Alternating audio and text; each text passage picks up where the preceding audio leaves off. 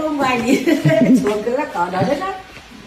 Ông ngoài rồi đi từ đi là xe lăn rồi đấy đó. Ô tô điện. Ô tô điện đấy. Tuyệt vời, quay lên tên này. Bây giờ đứng nặng đấy. Ừ. Rồi đi chơi, đi đây nở nặng đấy, đi tắm nặng. Đi tắm nặng. Tầm nặng buổi sáng nhé. Ừ, sáng chiều chúng tắm nặng. Con Tung vào vừa đẩy. Rồi đi thì đẩy chắc là đi tập với đấy. Xe này còn nhiều ô tô. Ừ.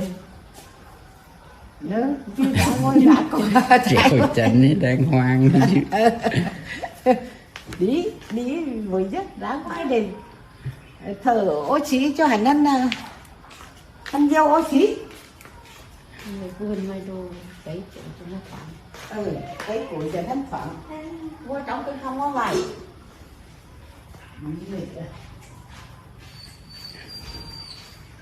Thúy